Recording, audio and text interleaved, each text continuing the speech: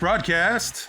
Welcome to the Zaner Marketcast, your one and only spot to keep up with all of the agricultural market news. My name is Joe Nikruto. I'm here today with Dan Hussey. Today, we are going to cover some big ground. We're going to do it quickly. Crop forecast from Chris Clayton at DTN. Some tariff talk, Dan, as required by law. Also from DTN, we're going to talk about this week's price action and technical levels.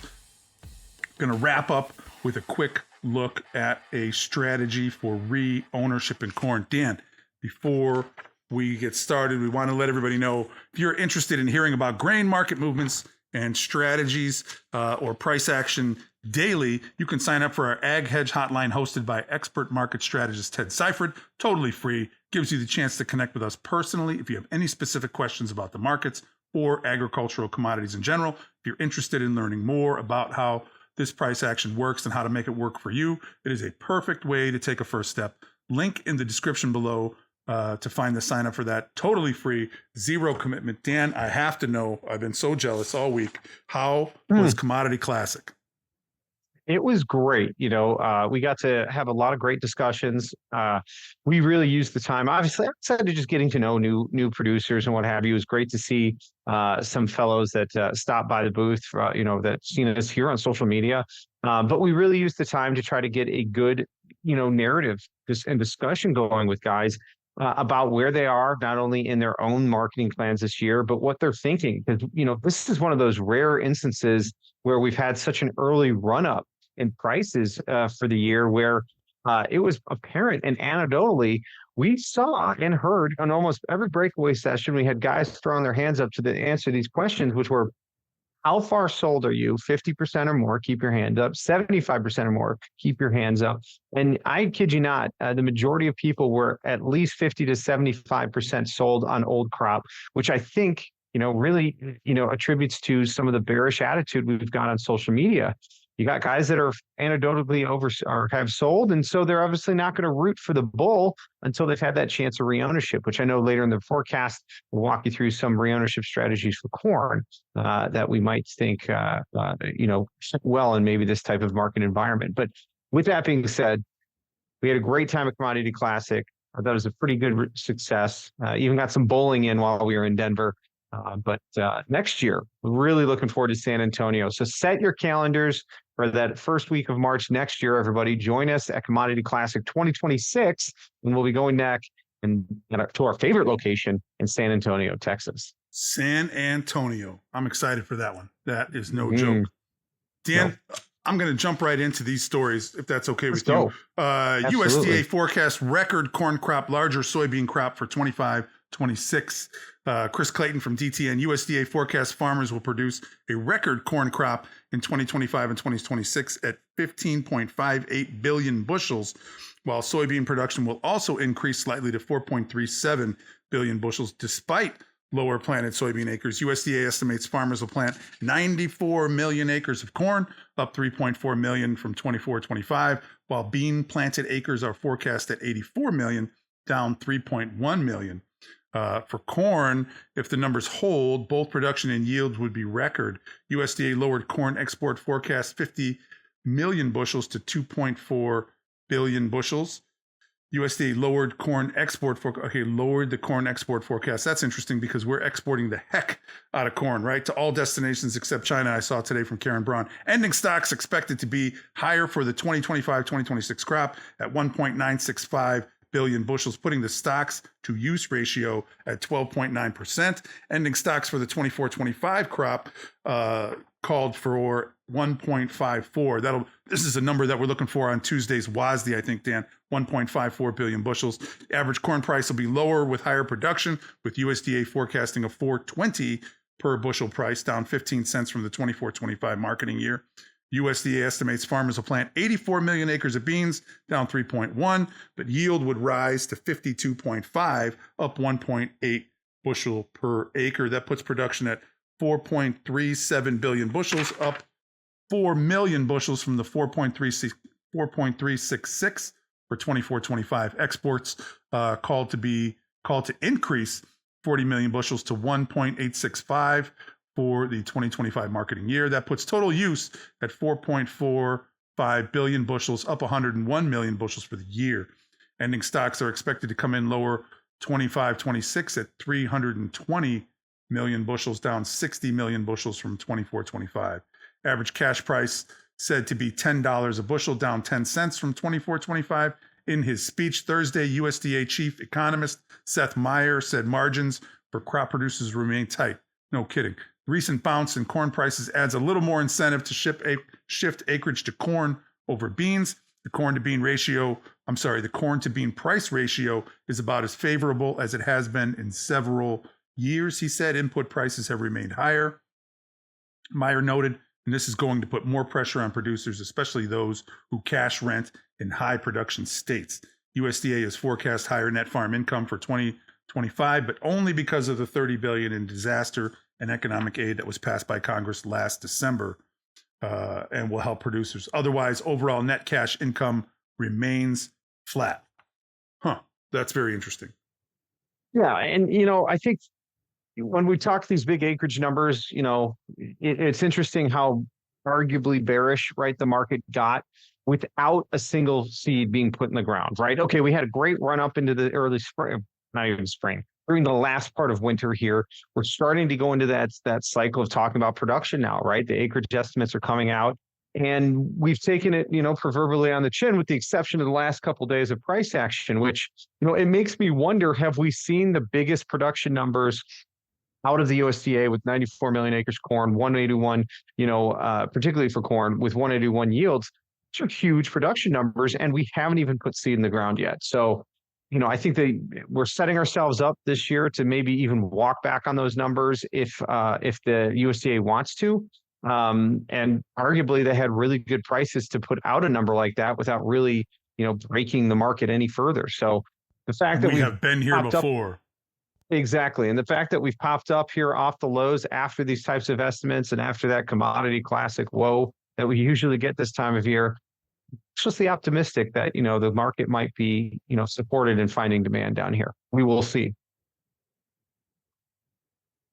All right. Now we got another news story here for you. Trump lowers tariffs on potash while suspending Canadian and Mexico tariffs. Trump said he would allow products that are traded under the new rules of the US-Mexico-Canada Agreement, or USMCA, the trade pact he signed in his first term. But Agricultural Secretary Brooke Rollins, who we actually got to hear at Commodity Classic, and she gave a great hoorah speech introducing herself to farmers, would have loved to have heard a little bit more policy, but here we go, pointed out that he reduced the tariff on potash that was not covered under the USMCA. Roland said in a news release, the temporary tariff exemption for Canada and Mexico is smart and a strategic move to keep trade negotiations on course while delivering real results, to the American agricultural producers.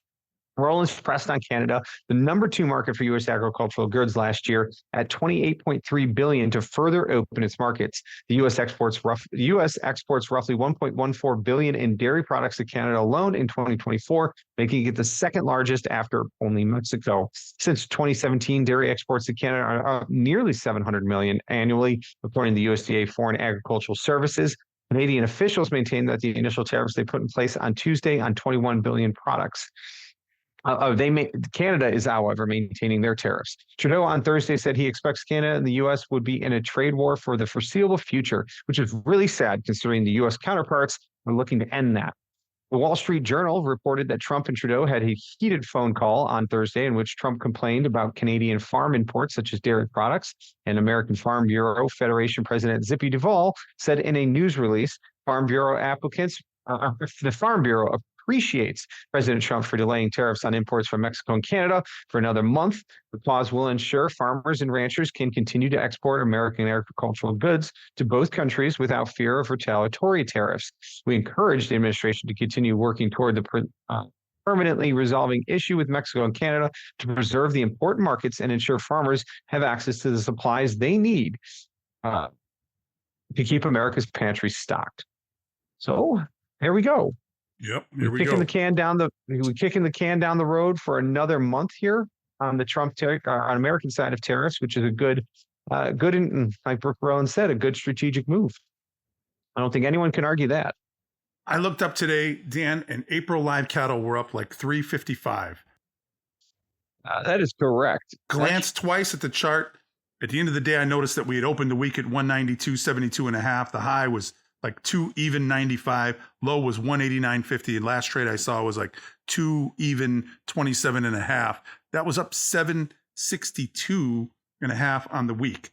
762 and a half on the week in April live cattle. Kissed that 200 day moving average on March 4th and leapt off of that. That 200 day moving average, am I right? 189.80.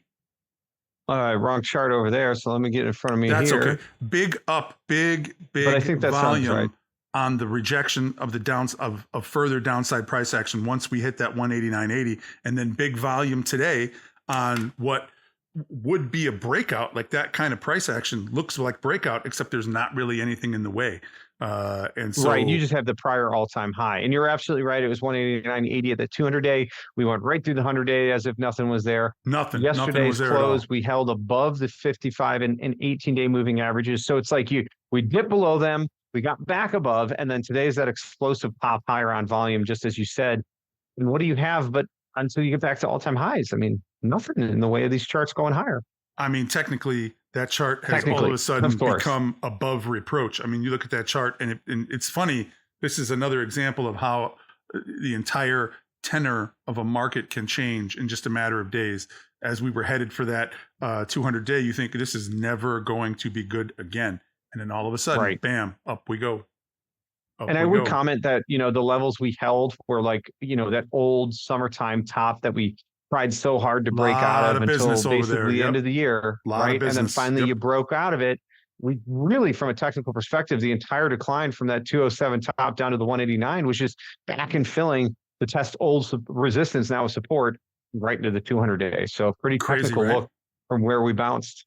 So this is far afield, but you and I never worry too much about that. What do you think the odds are that cattle is kind of a harbinger for the rest of the agricultural commodity market? So, and maybe even stocks. So off of this political discord or volatility, you get some big downward movement. You saw it in corn, you saw it in beans, you saw it in wheat, and we saw it in cattle and feeder cattle as well. Maybe fats a little more than feeders, but a big down movement. But all of a sudden you get down there and it's blue light special for market participants who need to be buyers down there, and lo and behold, they show up in big numbers, whether they're fund related or whether they're end user related. That market springs off of the blue light special level at 189.80. That kind of price action to me says, sure, we'll take it down on political discord, but we can't keep it down because there appear to be real buyers down there that are motivated more by longer term and more cattle market fundamentals than hot money splashing in and then splashing out. And I think you just said it at the end of the day, that the markets are genuinely trying to find demand. And I think that what we just saw in cattle was finding that demand in a real way that otherwise, we weren't sure if it truly existed, right? Because you start to get up to these levels, you naturally have to start talking about things like price rationing of demand, right? When prices are too high, it is the best, solution for high prices, right? Because you just lose that demand and markets have to come back down to find it. A part of me also says that that's a diatribe or an analogy for what we're seeing in the row crops, right? I think, corn backing off of its highs, it got a little too long in the tooth, a little too far too fast early in the year.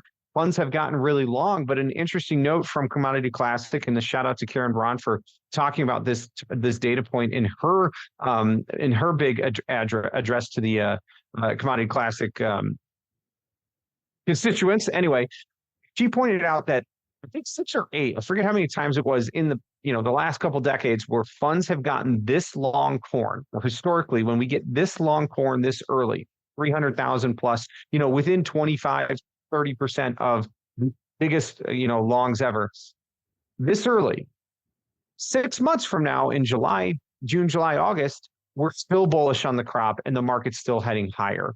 And the idea is that the funds are not buying into this on a whim.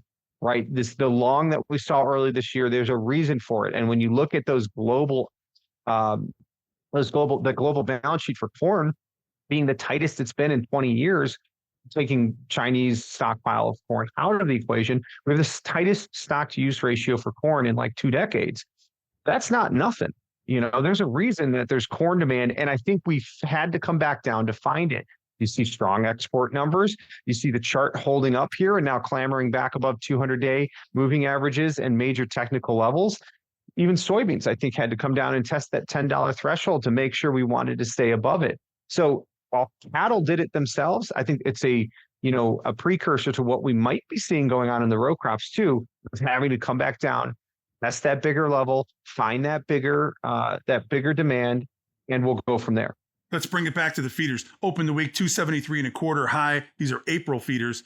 273.25 open. The high 278.75. Low trade 267.02.5. Last trade I saw was 278.15, and that was a change of about up 5.15 on the week. Dan, I told you my notes on feeders were a little light. I have feeders are leading, and sure enough, that chart went from feeders maybe kind of dragging a bit to all of a sudden taking a leadership role, and that is not a bearish thing. No, and very similarly, we didn't quite make it down to 200-day moving averages in the feeders, but they were testing into that summertime top around the 260 area, depending on what chart you look at. But basically pulled back from an all-time high, tested that summertime, resistance area we had to break out from. In this case, held 55-day and arguably tested that 18-day moving average. But yet here we are pressing right back up to highs. And now we're within striking distance of the all-time high for that April feeder contract. August feeders are already pushing into a new high. So like you said, they maybe were holding and waiting, maybe needed the fats to catch up a little bit. The boy have the feeders taken over saying, no, we can press that margin higher and we need to make new highs. Technically not a recipe for lower prices in the complex. Absolutely. That's absolutely right. How about May wheat? I don't know that I have much to say about May wheat. Opened 557.5, high was 563.5, low 530, closed last trade 551.25. That was a change on the week of down 4.5. Funds are short 72,000 contracts estimated. Kind of here again with all three of these markets, wheat, beans, and corn. That weekly down or up, kind of a moral victory considering the depths that we had traded to this week. Kind of a really nice reversal there in wheat, but technically I'm not sure what to say about that. That chart does not look great to me. And I thought, okay, well, come up with something to say, but I couldn't. Like maybe I hope it keeps going higher, but I'm not sure what to say, huh? Funds are still short 72,000 contracts. You thought, okay, they're short a bunch. If they start covering aggressively, this market has to go with them, but they're not covering wheat aggressively, are they? No, and I think that corn coming down kind of, I don't want to say broke the idea and the narrative I had that wheat to corn ratio had gotten too tight. Corn coming down equalized a lot of that, right? You either had to have wheat go higher than corn or corn come down to meet wheat. Well, we saw a little bit of that secondary happen there. So it's not as much of a spread-driven wheat bid right now because corn came back down. Now, if we're going to go higher in corn and wheat, I would expect wheat to maybe rally here and lead the way, but we're just not seeing that take hold yet. And we've seen, hey, in that wheat to corn ratio, market's been in about a 10-cent range here for the last 2 weeks. Kind of, I think, feeling very good about that 80 to 90 cents over. I'd like to see it still go higher. We'll see. And like you said, wheat prices seem a little bit more, a little more weight on the shoulders. We already found a new contract low there for the May wheat. It's not something we could say about May corn or May beans. No, but finding new contract lows on this move says that maybe wheat has more downside work to do. I'm a little nervous about that. And when I look at that chart, my brain initially says, okay, how much lower can it go? And then you got to start looking way back to get there. But that's my initial reaction is, oh, that's a chart that's trying to find or not organic in terms of the type of wheat, but like a true buyer down there somewhere, and they haven't found him or her yet. Right. There's no, right. I don't know. It's an interesting chart. I hope that it starts to look better. And I will say this about that, though. We did come down to find that new contract low, but we were right off of it, right? We didn't knife through it. We're not 50 cents lower. Good point. So, maybe this low fives area is where that demand is, but, we'd like to see now the market prove itself and pick itself up by its bootstraps and head a little higher, right? And certainly on a day where you're up 5 in corn, you don't like seeing us down 2 or 3 in the wheat. Kind of same story with beans. You opened the week at 1026 in May beans. The high was 1036 and a half, low 991. Last trade I saw was 1025, which is notable because that left us only down 3/4 on the week. Funds estimated to be short 12,000 contracts. Two things caught my eye here. Your 10-day moving average, 1029 and a half, 18, 1039 and a half. We closed at 1025. We could not get a weekly close over those short-term moving averages. Strike one. 50-day, 1042, 100-day, 1029. Couldn't close over any of that stuff. Funds short 12,000 contracts. Dan, they appear to be back aggressively on the bid. In the last couple of days, 3-4 sessions, funds have been, and I don't have the numbers in front of me, but I believe, fact check this, folks, but I believe that the funds have been buyers, and it may be that this short position does not last through next week. And so when I look at the bean market, I say, okay, maybe a negative fundamental situation here. You have certainly a rather large crop coming out of South America. There are some bearish possibilities, but the funds are on the bid. And I think to myself, okay, why is that? Why are we going to build a bullish position in beans if you're the fund trader? Any comment on that? I think that you've got to buy some acres here for beans. I think anecdotally, some of the discussions we had alongside, hey, how sold are you here at Commodity Classic? Where are your break evens? Because of course, here at Zaner, we have a product called Farmer's Ledger, a little shameless plug for us, but it is effectively an inventory and accounting piece of software there you can manage your acreage on the farm and take a look at a deeper dive into your production numbers. To the field level, right? Exactly. Down to the field level. That's absolutely right. And so the point here with, me plugging that is that knowing that number right now can help make a very intelligent acreage discussion, right? Come planting season. And we're all starting to contract out and look to buy some seed if you haven't already. And if you're not on some strict rotation and have the flexibility to move acres around, does 454 or 454 December corn or 1025 November beans attract you more? And many people will say, well, I'm still going to go the corn route because I know my yields are a lot more in the bushels there. But into the late or early part of the spring, if there's ever a chance to buy some acres for soybeans, I personally feel it needs to start doing that because otherwise those acreage, that acreage is going to go to corn here. And the USDA is already telling us and anticipating that. So to change that status quo, the only thing I can see fundamentally is a slightly higher bean price right now. U.S. ending stocks aren't record setting at 308 or 380, excuse me, right? And they're pushing that out for next year too. So, to change that, right, you need to find more acres here. Prices need to go higher. They need to attract that bean farmer, so to speak. So I'm with you. Technically speaking, below these moving averages wasn't a good look, but I'm in the camp that believes that fund category is going to really cover out if we get above this 5,500-day, 18-day moving average cluster we've got between 1025 and 1040. You get above that level, I don't want to say it's a sure thing, but I would very much start to bet on the idea that we could be going back to 1080 and maybe even $11 at that point. Interesting signal out of Brazil where basis is firming at harvest. Caught a lot of people by surprise. So you have basis firming at harvest in Brazil, fund trader becoming aggressive on the bid again, a dry situation here so far in the Midwest. Yesterday's drought numbers increased the drought picture here in the US. And anybody would tell us certainly too early to be talking about drought, but you see people are starting to talk. It's March 7th.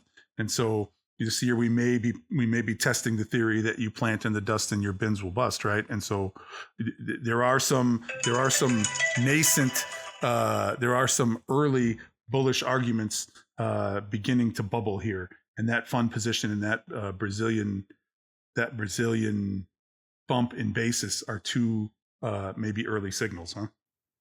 Yeah, exactly right. There's something going on behind the scenes. That was all I wanted to end with. We should be paying attention. Absolutely. May corn opened the week 469 3/4. High was 473 and a half. Low notable 442 and a half. Last trade of the week 469, which is what makes that low notable. Down only a quarter on the week. Funds long estimated 287,000 contracts coming into today.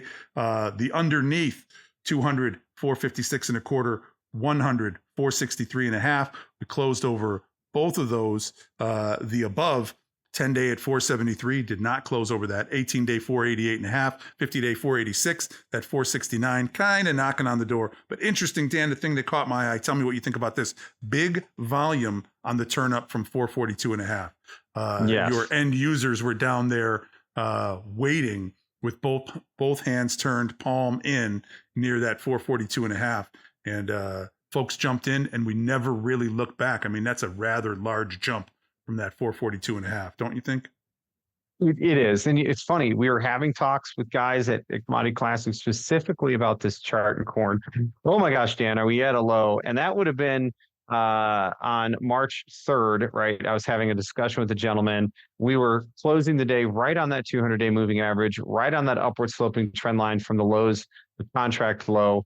And it was just right there on the big levels. And I told him, and I said, this is an area where corn needs to bounce from, or it could be over. Like this could be the last line in the sand before contract lows, right?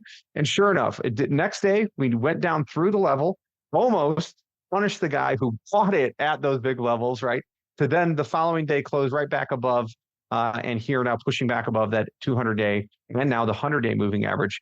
Next area of resistance above around that 482 to 488. Those are the 55 and 18-day moving average respectively. So yeah, big volume up off of this to take us out of an oversold condition. Now I want to see where the resistance is at. And I don't want to say V-shaped recovery just yet, but if there's going to be one, yeah, right. This is how it starts, right? That's a heck of a picture. And the interesting thing, you're cheapest, from what I understand, you're cheapest off the Pacific Northwest. You're cheapest out of the Gulf of Mexico. We are kind of the only game in town. Brazil removing import tariffs, I think, on beans, corn, and beef. Fact check me on that. I caught that in the reading this morning, which makes it interesting. So where are you going to get your corn if you're not going to get it from the U.S.? And I put a lot of stock in this anecdotal talk that you guys are having at Commodity Classic. We do this all the time, right? We talk to people, how much are you sold? Those are big numbers. And so now you got to incentivize these guys to let it go. It wasn't just a guy, right? These are every guy we talk to. This is the story. A lot of people did a great job of taking advantage of that late winter, early year run up to get some old crops sold. I mean, who couldn't when everybody was dying for $5 corn again? I'm very happy to hear people took advantage of it when it was there. Also, wanted to point out those export numbers, and you pointing out that like we're the only guys around the U.S. The dollar has lost about 10% of its value in the Dixie over the last, right? Since January. So let's help our export figures, seeing that dollar well off of its highs of the year. You know it. So, Dan, what we talk about sometimes is when we see an opportunity to help folks get their minds around some of these ideas, when you have some favorable price action, when we are able to identify some favorable price action, and we hear from customers who are starting to think or starting to ask, hey, here's what I would like to do. Tell me how that happens. Today, we get some calls. Guys are pretty much sold and they're thinking after this bounce, maybe they would like to reown in case we come into the summer and you have some difficulty in Brazil. You stay dry in the U.S. We continue to export this corn like gangbusters. A number of reasons, right, that you might want to reown. It's difficult. And I can tell that you're getting ready to say this. It's difficult to apply strategies generally when we don't know, if our customers and potential customers are thinking about this, don't hesitate to call us. We want to get an idea for your situation. We want to get an idea about the timeframes you're talking about, but a very generic thing that I looked at. Right. Get in contact with us to get that custom tailor fit suit, right? Yeah. But a very generic, but for the Kmart variety, we don't know everybody's risk. We don't know everybody's risk profile. We don't know what everybody's dealing with. But the generic strategies that are great for getting our minds around this. Dan, tell me what you think about July 485.30 call spreads, or just outright July $5 calls. Now that call spread, you can put it up for about 13.5 cents before commissions and fees. That's 105 days. Am I right? Can you double check me on that? 105 days to expiration. Till July. That's correct. Yeah. So your break even on that 480 to 530 is about 493 ish. And then that July $5 call, you can buy that for 15.5 cents, give or take. That's about $775 per option before commissions and fees. And your break even is going to be about 515. So what do you think about that? I like it. It gets you, it gets you, it's not so far fetched that we need to break out of highs of the year for you to profit on it, right?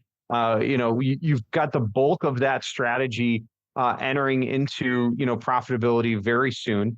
If we go above highs, right, that short call is kind of like a, profit target for basically reowning corn just about right here. You said 480, right? Was your long call 480, strike? 530. Yeah. 4 cents above where we settled, basically. I mean, I think that that's a great way of getting aggressive on the reownership when we've proven that a low in price has happened, right? We're not coming in here catching a falling knife with that type of really aggressive strategy. Then this is aggressive for a call spread, but you're looking for a strategy where now that and I've had this conversation, I'm sure you have over the last week, guys wanting to do reownership, and you tell them, let's wait until there's a little bit of a bottom on price, kind of like we've seen. And then now you can come in with a limited risk reownership strategy that you could take to your banker and say, hey, I'm only ever out this much more, but I've opened price up by this much. In this case, 40, 50 cents to the upside to capture basically the move that just goes back where we've been. Help You're us not understand. looking for and need $6 corn. Help us understand what you just said, which I think is very important. Limited risk. Why are these two strategies limited risk? Right. Anytime you simply own an option, you can only lose what you paid for it. And that's where owning a put becomes a great way to pay for a floor and a price in the market that can, act as a limited risk as a hedge. But owning a call for a reownership strategy needs to minimize the risk relative to owning the bushels themselves. And if you just own the bushels, you've got the risk of whatever the price is in corn of it going to zero. It's probably never going to go to zero, but the point being is that you're exposed just as much as you are with a futures contract in that regard. Having a call, the amount of pennies you spend on it is the maximum you can lose.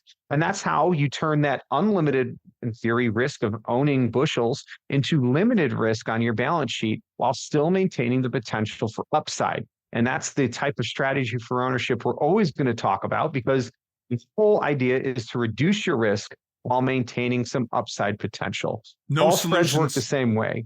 No solutions, only trade-offs, right? Tell me what we give up, or let's discuss what we give up for the good feelings of limited risk. That has to do with time, right? 105 days, in my opinion, at this point in time is a very long time, but you still have to get this right in a certain number of days, right? The market does have to cooperate. And a call, a lot of people don't like them because they don't earn as much as your bushels or a future would right off the bat. They're going to be what we refer to as delta of about half of that to start with. But once you go in the money, that delta goes up. And the further away you get into the strike, deeper in the money it goes, the higher that delta is. However, I always like to talk about options with my clients about how they are or what their value is on that last day or at expiration, right? Because there's a good chance that we will be holding a strategy like a call spread all the way to expiration, because that upside potential for us caps that risk anyway. So if it goes very deep in the money, it doesn't make sense to get out of it early, and you kind of wait for some time to decay. So there is that limited risk to the downside, but also slightly less than a one-to-one gain to the upside. But again, for limited risk. And everything in trading that I try to talk about with my clients is trading, no matter which way you come at it from, it is about how much you do not lose rather than how much you can potentially gain, right? It's a focus on our downside more so than our upside, because the winners and the upside will happen over time. But we need to focus on making sure you're not giving pennies back to the market, first and foremost. What I hear you saying is that the risk never goes away. One of the things that makes this 485.30 for me slightly less than satisfying is that you're going to be capped at that 530. So I always tell guys, take your left hand on the steering wheel and your right hand on the steering wheel, and that 480 in your left hand and 530 in your right hand, you now own that distance.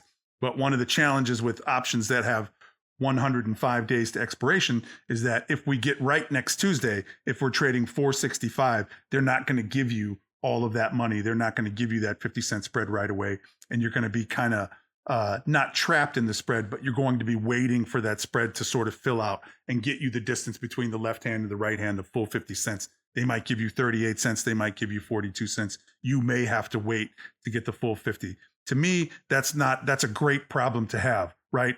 And this 485.30, you have to have some sort of, especially in a year like this, you have to have some sort of upside hedge in place. And it may not be a perfect hedge. There may be some trade-offs, but 485.30, in my opinion, or for the needs of a lot of producers, forget about my opinion, for the needs of some producers, that 485.30 might be a great first step, right? Or maybe you come to the $5 call. And here again, what makes that a little less than satisfying is that you're $5 in a 473 market or so. Where do we close that? You know what I'm saying?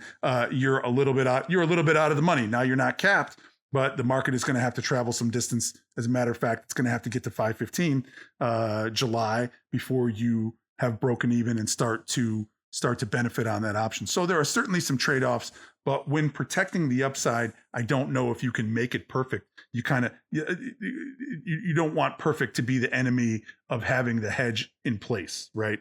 We can adjust it as time goes by. We can mitigate some of this imperfect, but if you don't have a hedge and the market takes off, then we can't fix that. Right. And what I'm hearing you say, yeah, timing is everything in markets to maximize an outcome. But when it comes to hedging, there is no bad timing, right? There's only you're hedged or not. And good market strategists like ourselves, which I like to think we're good at what we do, we can develop a strategy that's right for the time and the place that you're at in your marketing plan and the season, right? So it doesn't matter if we're at contract lows or at 20 corn at the highs recently. There was definitely something we could take a look at that would minimize your current risk while leaving upside potential on the table for you in recovery if the market allows it. And so here's what I want to say too, is if you stuck around to the end on this and you have listened to us talk, and maybe we're talking a little fast because that's what we do sometimes, or maybe we've used some numbers, don't sweat it. Just you head straight to the Zaner Ag Hedge website, zaner.com, and click on the Ag Hedge part, submit the contact me request. Let's have a brief conversation. There's no obligation. We don't charge for that. We're happy to talk to people, happy to talk to producers or folks that want to get their mind around some of this. You can call us or we can call you. We can have a friendly conversation and say goodbye without extracting any commitments. My point is that you are welcome to speak with us and we'd be happy to do it. Am I right? That's absolutely right. The information's always free over here at Zaner. And hopefully, if you like what you hear, you will become our client. But at the end of the day, everybody there's something to gain here from talking through a marketing plan with professionals like ourselves. That brings us to the yellow card, Dan. I was going to say, what did Carter throw our way this week? Carter has got a question of the week. If you could bring one extinct animal back to life, which one would it be? Animal House.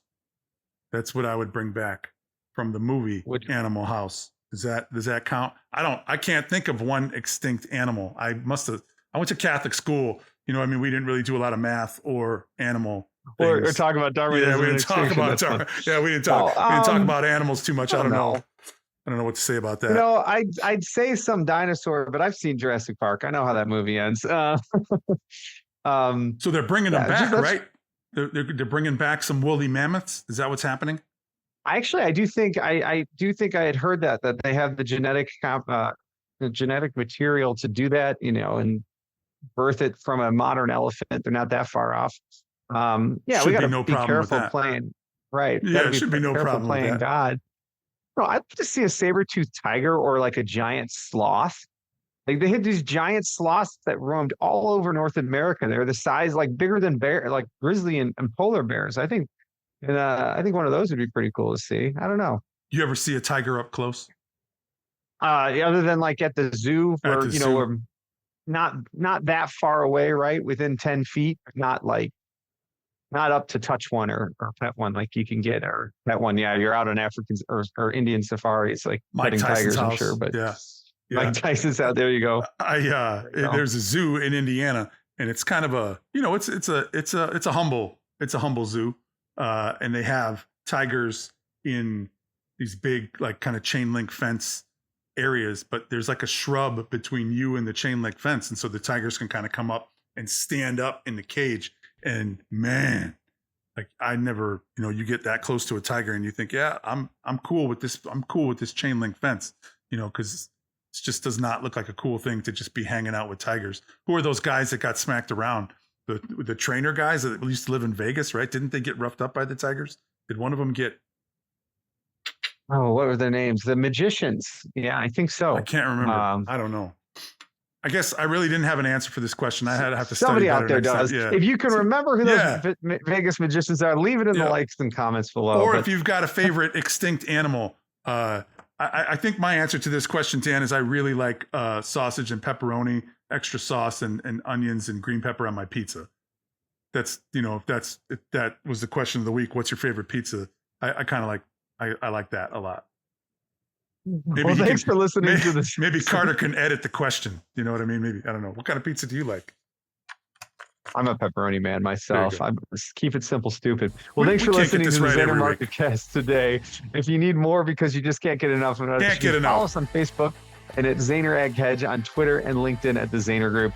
If you have any questions you'd like answered right here on the air, you can follow the link provided to get that question to us, and we will cover it right here on the show. Thank you again. Be sure to like, comment, and follow the podcast and not miss a beat. And we'll be back with you all as price action develops. Call me.